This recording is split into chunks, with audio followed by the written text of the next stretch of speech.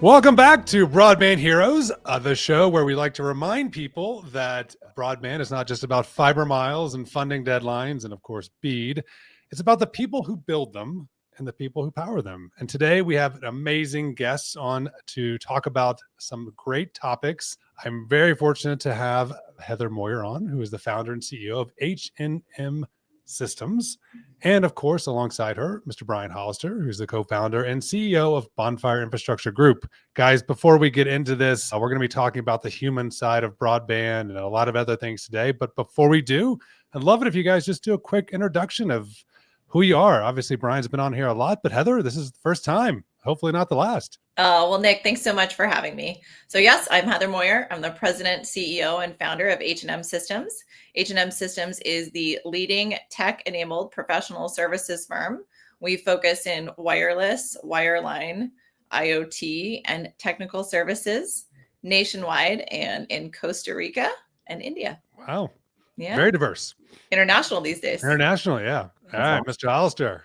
You know me, Brian Hollister, CEO and co-founder of Bonfire Infrastructure Group, and we work with folks like Heather and help service providers all over the country enable broadband. Predominantly, Bonfire works in underserved communities. We can be a full-service company from everything from consulting, engineering, construction, and even operating publicly owned assets. Excited to be here as always. Excited about having Heather on today and really talking about the human side of things. So we're gonna have some fun today. Awesome. All right, guys. Well, let's jump into it. As you know, if you've watched any of the episodes before, I do like to have a little bit of fun, starting off with some lightning round questions. And Heather has quite an interesting background. So first of all, I just have to know for the lightning round, favorite karaoke song? Oh, Whitney Houston.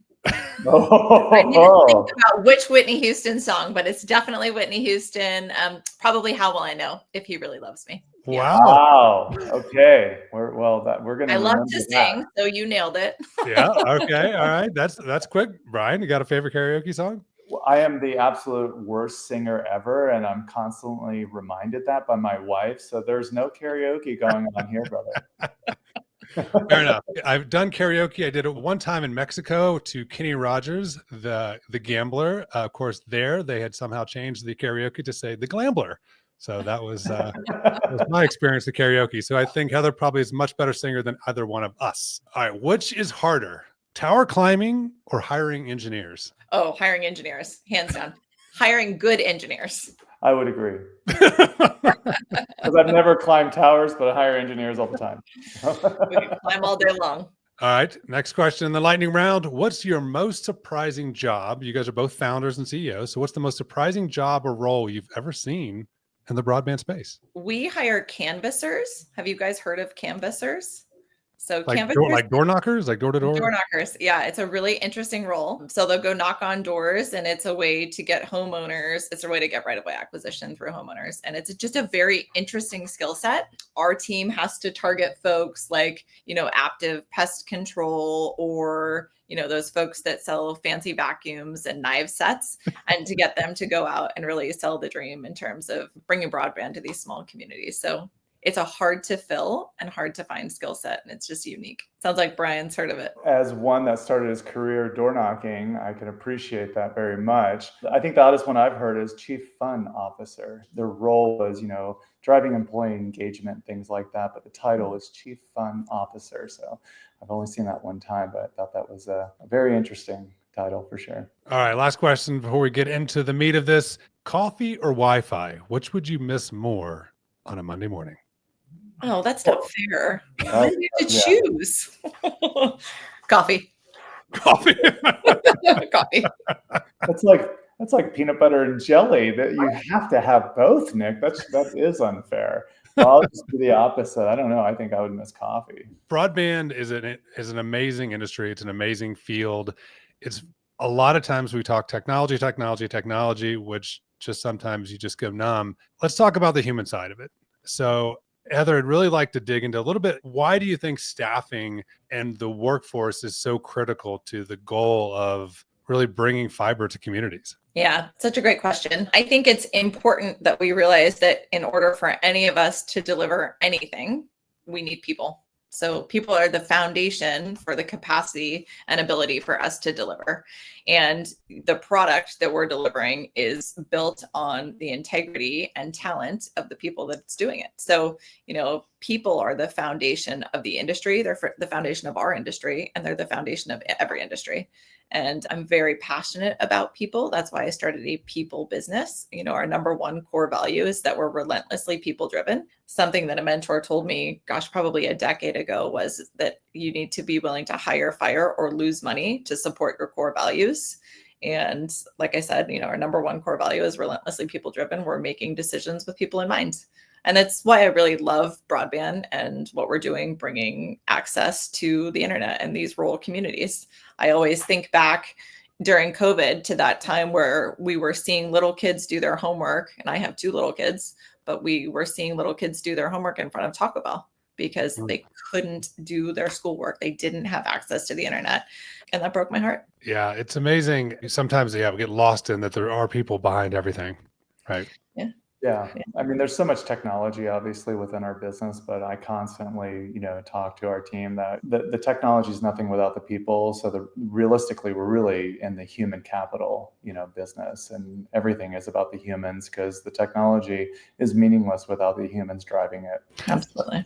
So how have people changed though? I mean, your business has been around for a while, but in the industry, obviously telecom is somewhat synonymous with a certain profile of people, right?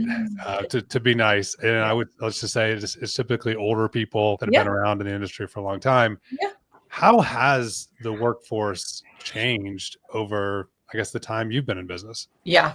Well, I mean, that's an interesting question, right? The data says that our industry is, I think, 90% male and 60% Caucasian, right? So there's not a lot of young blonde women running companies in our industry. Shockingly. Yeah, shocking. So, that's a fact. That's what it is. I've been talking a lot this year with a lot of our customers and a lot of different boards and committees that we're on.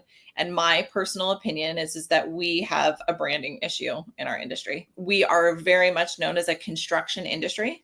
I argue that we are a technology industry. We're arguing here that people are the most important part of our industry, but we really are a technology industry, and that's what we do. The problem is that we haven't been able to attract the next generation of hires because we are known as the, salty construction folks. So that's something I think we really have an opportunity to change over the next 12 months, 5 years, 10 years. But I think we're at a unique time as we, look at BEAD, look at infrastructure, look at hyperscale data center, and really start to appeal to this next generation. Yeah, if you think about it, like you don't go to college if you end up taking that path and get excited that you're going to, go into a broadband track, right? It doesn't exist, even though we're $1 trillion business, or not our business industry, excuse me, right? Most people have fallen into it one way or another. And so many of those have come into it because of a family member that likely brought them in. Or for me, it was my neighbor. I was a door-to-door salesman knocking doors, and like, hey, don't you care about benefits and this and that? I'm like, what is all that, right? And she's like, yeah, you should come in and get an interview. And I started, a long career in the industry, but you fall into it. So we do a horrible job attracting. For Bonfire, when we started off, our first account was CenturyLink, and we hired tons of people that were getting riffed right through because they were obviously so much of an older organization, and we could put them right back to work. And so everyone was older than me. And I'm not that young at 52. And so for us, it was really just trying to be a little bit more aware of this and deliberate. Not that we were going to, flip the world upside down, but just being more deliberate, making sure we're casting a wider web and making sure we're doing interesting things to try to attract other folks. And now the company is really balanced. And I'd say half the company is younger than me, and half the company, less than half, I would say, is older now. And so, some of those have been because of retirees, but, we've now went from maybe early days of, I think, 3% women in the group to 33% the last time I looked, and are way more diverse in age, sex, everything. So just trying to be a little bit more deliberate and making sure we're working with trying to advertise, if you will, that we want to be a destination employer because it's a great place to work. And it is a really great industry. And there's a ton of technology, right? So, we're now bringing, especially from the engineering level, so many young people. And young people, I mean, they're like born, with the ability for speed around technology and software and applications, you name it. So it's really great having a much more diverse workforce these days, at least in our company, but we still have some more work to do. Yeah. And it's so interesting. I mean, Brian, I'd be interested to hear your thoughts in terms of diversity of thought. Now that you've changed your workforce from 3 to 33% women, you just have a different diversity in thought leadership, in execution, in the way that you approach your workforce. It's so valuable. And it takes effort. You clearly made a KPI and you decided that you were going to shift what was happening within the organization, I'm assuming, and you're achieving. In the very beginning, we, as Nick will tell you, I get very excited about things and get very hardcore and can be all in. And so in the very beginning, it was like, oh, we need to have a chief diversity officer, all these types of things. We kind of actually pulled back on that. We said, wait, hold on a second. We want everyone to be more conscious of this. But I also want to be very careful in the essence that we're just not going overboard. And I tend to be an extremist, so I think you guys are both competitive, I think is the term. Probably, yeah. We like to win. Brian, you're in good company here with me. Yeah, we like to win. Winning is fun, right?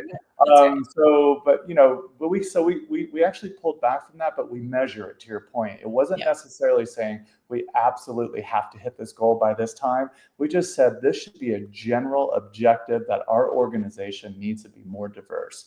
If we have more diversity, we're going to have so much better of an outcome, right? And the decisions we're making at a leadership level, the work we're doing, and the work we're doing for our customers. So we do measure it, but we have kind of pulled back on just being like uber hardcore, if you will, but it's made a huge difference, right? You mentioned core values, and obviously I think that's been a big driver of a lot of companies that have done well, have embraced, I think, the morality of business instead of it just being all numbers. How do you think in this industry, which is obviously changing, what advice do you give to somebody who wants to scale without basically losing the soul of the business? Well, the first thing I'll say is we are in business to generate profit. I mean, at the end of the day, in order to have a healthy business, you have to be a profitable business. So the numbers are your guide. And I am a numbers geek. I love numbers. I love, KPIs. All of those things really excite me. So you facilitate an environment where people can be creative and feel safe when they have a stable business. So both things are important. But I do always lead with people in mind. And, our vision in our organization is to positively impact 3 million lives. And where that number came from is we had an interesting time during COVID. I think we probably could all say that, right? We had a very interesting time. My job is people. I had hundreds of people that were working. The municipalities were closing down. We were in 28 states. And all I could think about was like, I need to keep these people working. And so we worked really hard to do that, but I was constantly looking at, the unemployment rates. And there was one period of time that 3 million people lost their job during 1 week in COVID. And I had always had this vision that I built this business to positively impact lives. And I finally was able to put a number to it. So now I thought, okay, 3 million, I can achieve that. And that doesn't mean that 3 million people have to work for me. It means, 3 million kids are able to get on the internet and do their schoolwork at home. It means 3 million kids get to talk to their dad, who's a fireman, which is close to my heart because that's my husband when he's out, at a big fire. It means somebody listened to a speech or a podcast or something that I wrote and were able to further their career, right? So it's anything related to that. I love it. I think every organization has to have, some type of goal like that. Some folks call it a BHAG, right? A big, hairy, audacious goal, right? Yeah. But it's like, are you measuring yourself? Do you have waypoints along the way that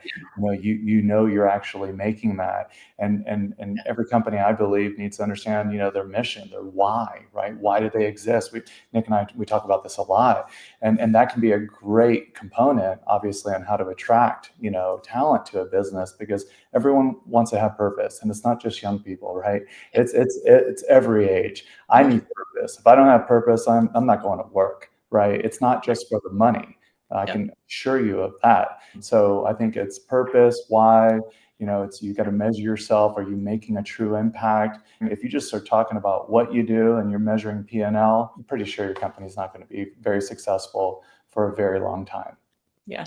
It's so funny that you mentioned the BHAG. I just last Sunday had a women leadership brunch with a bunch of women who run companies. And we were talking about the BHAG and we're like, speaking of diversity, it must have been a man that created that term, Totally. right? Like, but we need to call it the B sparkle for us women or something. Like, it's such an ugly term, the BHAG. Terrible term. But it is such a great principle. It's terrible. That's how I was saying it. I was like, well, we might be editing this part out. Yes. It's so good though. On the people front, though, I mean, the people are evolving. So now, obviously, when we think about broadband and we deal with broadband networks and you're designing, you're engineering, you're doing that. So where does the business and industry go to design people to maybe solve the problems, between hiring and retention and finding the right person? Like, how has that evolved? Like, how is hiring, getting those people into the right roles? How has that evolved from, hey, let's fax a resume over? Yeah. So luckily our industry is working hard to do those things. So we have a lot of educational institutions, even from K through 12, that are starting to develop this skill set. We have a lot of vocational programs that are starting to develop this skill set. I'm sure you guys are well familiar with FBA's OpTIC path. That's a great program. And a lot of other learning centers like My Learning Center or My Learning Alliance and some other competitors of those groups are taking this curriculum and really standardizing this skill set of fiber splicing, ISP technicians, lead ISP technicians, and even tower climbers, right? So we now have some standardized curriculum that I think is very helpful. We have institutions in terms of the K through 12s, the vocational schools, and we actually have some universities that are adding engineering construction degrees as well. So we do have the support in terms of the institutions. I think where we continue to struggle as an industry is we don't have standardization. We staff, like I said, nationwide, many customers, and we have no standardization in terms of what a fiber splicer is, what a lead technician is, what an ISP, OSP engineer does, right? They're just so different. And so if you think about other industries, you can see that, there's electrical apprenticeships, there's journeymans. We have really clear expectations in terms of level of skill set, training, and compensation, which is very important in these other verticals. Our industry is still behind there, and it's something I'm really passionate about. I've actually been talking with some of our partners. What committee do I need to get on at FCC, or what kind of influence can I have in building something like that for us? Because we need it. I see it everywhere. It goes back to the brand issue, right? Like the perception of the industry. I mean, I had to laugh at you're just rattling off, OSP, ISP. Like the part of the problem is we're actually love language. Like, I mean, I was like, what does that mean? Most people, it's outside plant. Okay. Then what's plant? Plant?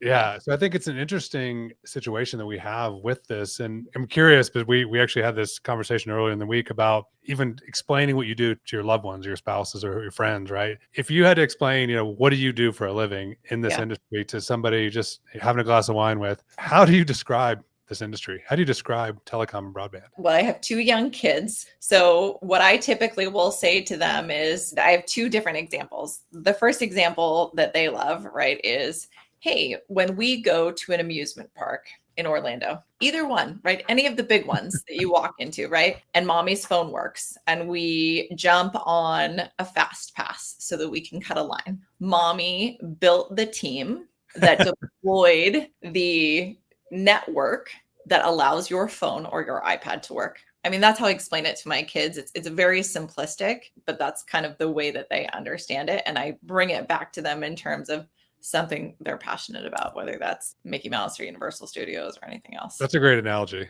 Yeah. That's a great way to explain.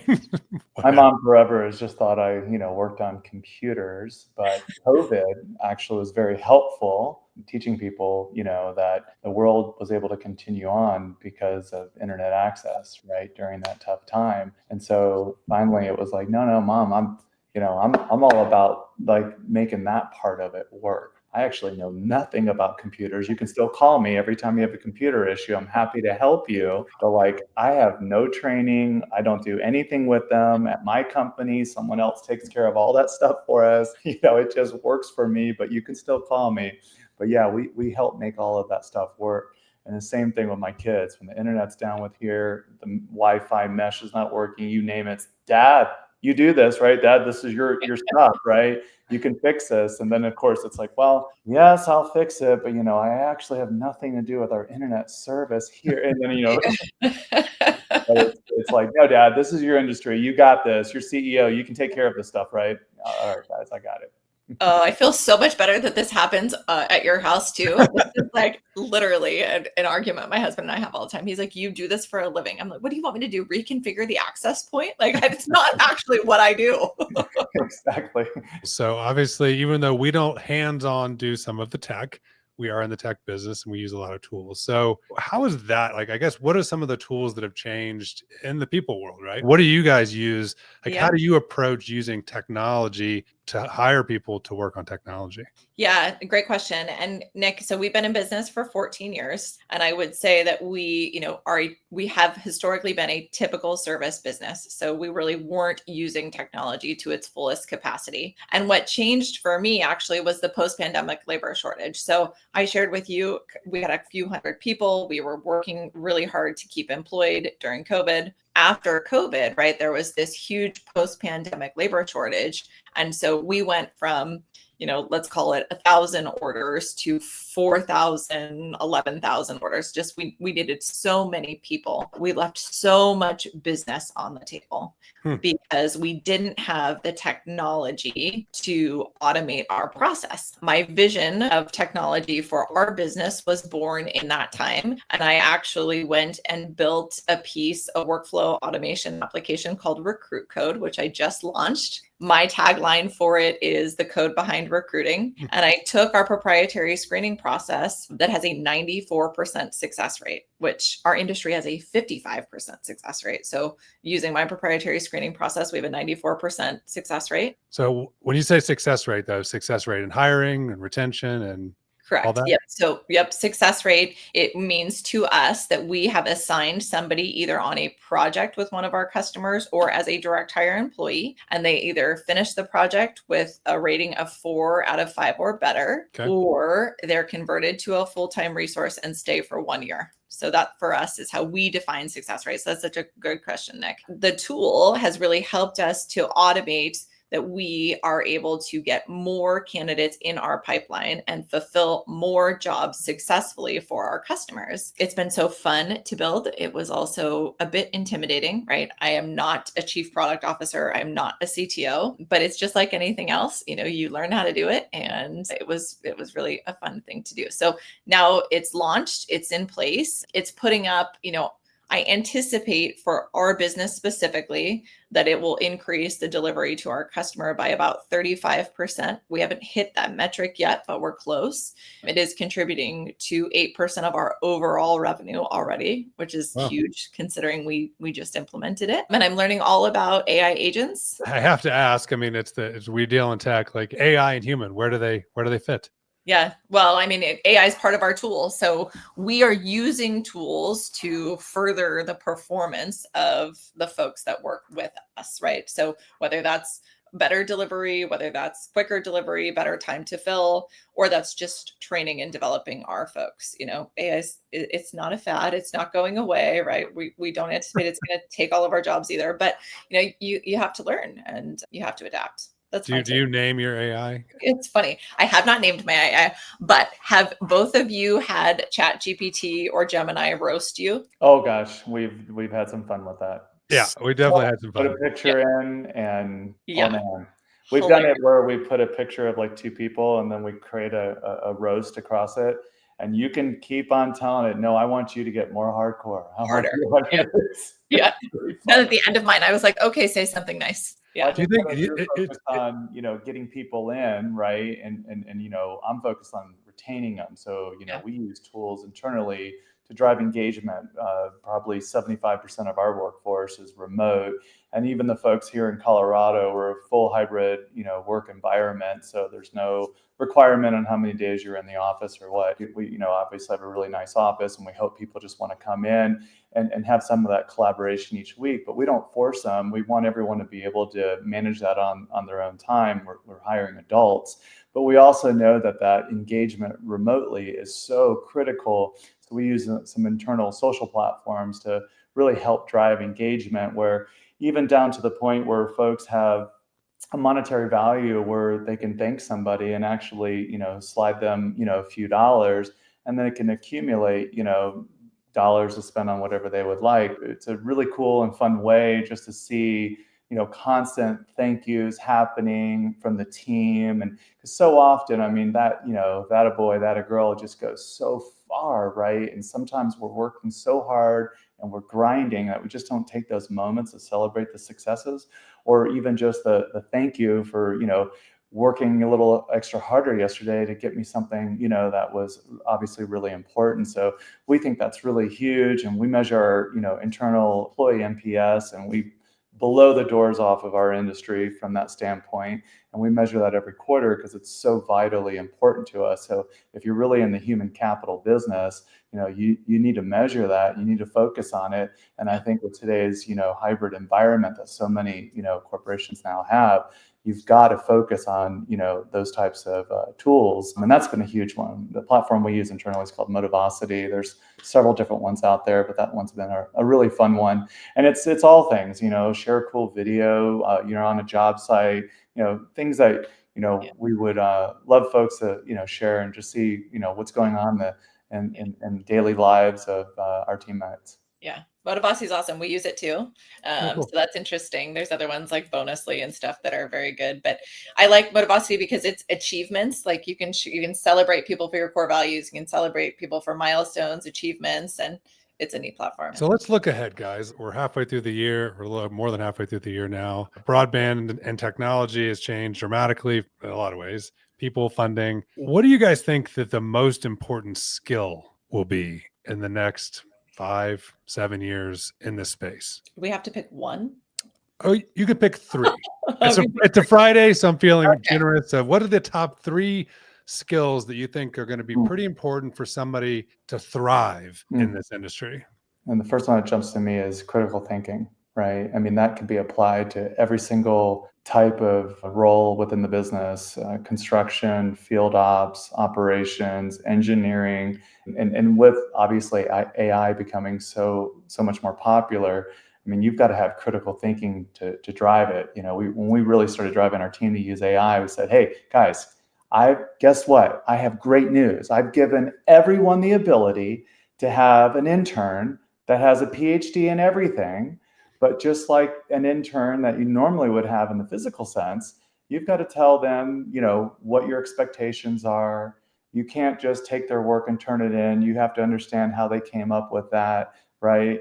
And so critical thinking, whether it's technology, working with other people, there's always a different way to solve, for the problems in our industry. But are we solving for the best scenario, right? Is the biggest challenge. There's a lot of ways to get it done, but are you getting it done with the speed, the efficiency, and at the cost we need, right? And that's where that critical thinking is super, super important. Yeah, that's great, Brian. I'll say if it's not critical thinking or an additional to critical thinking, it's resourcefulness. And interestingly, I think from my perspective, we have lost some of our ability to resource things and to solution as we've been working remotely, right? As the new generation has entered the workforce, some of this generation has never been in an office. And I don't know about you guys, but half of what I learned growing up was just listening to people who have been there and done that and already solved this problem 200 times. The one thing I consider a gap right now for our own workforce is the ability to solve complex problems, yes, with critical thinking skills, but truly being resourceful. I was really lucky to grow up with a mom who was incredibly resourceful. And I often tell the story that I was driving a Lexus when I was just had graduated from college. Toyota was one of my biggest customers at that point, and you got all your cars at 3% over invoice, which was amazing. And I blew one of my tires, and I had to be 5 hours away at work the next morning. And I was very stressed. Young, it was my first important job. And my mom pulls out the yellow pages. For those of you who don't know what those are, it's the big phone book, basically. And she starts calling junkyards, and she starts looking for a tire that we can put on my car. And so that's how I grew up. And that's also my expectation of people that work for me. And I realized that this, incoming and emerging talent hasn't had the same opportunity to learn those skills. That's a great one. That's a great one. I think probably the third one I would think about is empathy, right? I don't think we see that enough. And I think that can be an amazing trait, putting yourself in other people's shoes and understanding, their situations and not just immediately jumping to conclusions. Obviously, as an older person, I've learned that over the years and really wish someone could have helped me with that at a much younger age. Yeah. I'll have to chime in. I think there's at least a skill. They need to be able to pick up the phone and talk to people.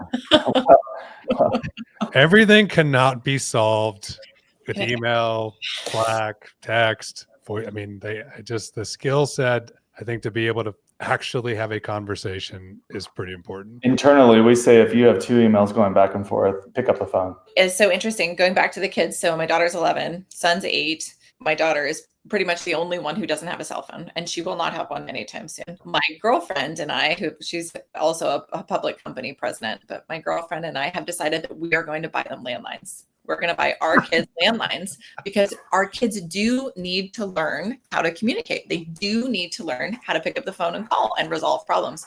I just don't want everything else yet that comes with that. I guess on that note, we have so many generations now in our industry, right? It's been because telecom skews old, to your stat earlier, and now we have people in their 20s. How do you bridge the gap? Because the communication style is so vastly different. How do you pull that together? And I don't know if part of your hiring, your software, and how part of that looks at that, but a young person has to be able to work with an old person, and an old person's got to be able to work with a young person. I think it's actually one of the things that I do really well in our organization for our customers. I learned this as an accident, but we do a lot of work in electrical distribution. So we do a lot of overhead to underground design. And in that industry, you have a couple long-term incumbents that have always worked for the utility that have very unique specific skill sets. And so when we were ramping up these teams that were doing, 380 miles over Virginia underground, we created a model where we would hire retirees from the utility and have them train new grads to do design engineering and to solution and to solve problems. And that was wildly successful on a couple of the initial strategic undergrounding programs. And I took that model, and now within our business, we call it ROI hiring, and we're doing it in the hyperscale data center space. And so we hire one long-term retiree or incumbent, and then 2 incoming emerging talents. And that problem solves itself, I would say 8 times out of 10, right? Because the retiree is able to share their experience in a way that they feel valued and heard, and the incoming resources learn long-term intellectual property that they would have never had the access to otherwise. So I highly recommend it. It's been a model that's worked very well for our customers and for us here internally. Well, I think even from, when I look back at my career, if I didn't have, I've had 3 or 4 different amazing mentors where, our age gap in some cases was, 30 plus years. I wouldn't be sitting here having this conversation with you guys without them. And most of those folks, they love doing that type of work when it's set up appropriately. Well, guys, we've covered a lot of ground. I want to thank you both for coming. We're going to end with a few more lightning round questions, just to have a little fun on a Friday. What's one myth about your side of the industry that you'd love to bust? Staffing is not easy. That it's unbelievable that the belief truly is that's not a complex business. Is there anything more difficult than hiring and retaining an A player, in your opinion, Brian? No. Exactly. Maybe he's maybe. It's hard. It is hard to find them. Every single day we work to try to make Bonfire a destination company, right? And it's all about this. I mean, it's what I spend almost all my time on is culture, right? It's massive. I love it when you get behind it, but it's hard. It's a lot of work because even when you have a ton of A players, you're still getting a bunch of humans together. There's still challenges to work through. Is there anybody in the industry you think just doesn't get enough credit for the work that they do? I would say the engineers. It's a tough business in broadband, because the engineering is just a step in the path to actually getting to construction and getting people connected. So it's a tough gig. One of the myths I would say also is that everyone thinks that there's software tools and all this stuff should be automated. It's total BS. Maybe one day it happens and gets there, but we've just found at the end of the day, less software, just focus on doing your job. And the engineers, I would say, have probably the toughest job out there, because at the end of the day, it's like, how fast can you get it done and get to permits? And that's really generally what everyone cares about. But the engineers care about their trade. They care about the quality of their work. And it's an important, vital role, but it's just a stepping stone. And it's like, how fast can we get it out of engineering? So the pressure is always on them. Agree. And close second, I think, is the folks working for the municipalities processing those permits. There's no doubt about it. Yeah. That's a great one. Guilty pleasure. What is your AI guilty pleasure these days? I kind Whether of you tell your spouse or not, I'm just saying. Well, I kind of gave mine away. I'm really into having ChatGPT roast everybody, including all of my customers. And I always start vulnerably and read mine, which is like terrible. It's like, you don't performance manage people, you create blah, blah, blah. It's like, whoa. But that's my guilty pleasure. I take it to like every dinner and I make all my friends and all my customers have roast themselves and then read it to me. Oh, mine is so geeky. I don't even want to tell you. I love doing financial stuff with it, but it's like, that is so much more fun and cool. So. Awesome, guys. Well, Heather, Brian, thank you so much for being on this episode. Learned a lot. Obviously, Broadband is not just technology, it is about people. So thank you again. And for those who want to listen more, you can obviously reach us on YouTube or Spotify. And Heather, where can people want to learn more about your business? Where do they go? Yep. www.hnmsystems.com. We'd love to hear from you, whether you're an employer looking for top talent or a workforce development solution or an individual looking for your next career opportunity. We'd love to help. Awesome. And of course, for Bonfire, it's bonfireig.com to learn more about what they do. And we will see you guys next time on the next episode. Thank you. Take care.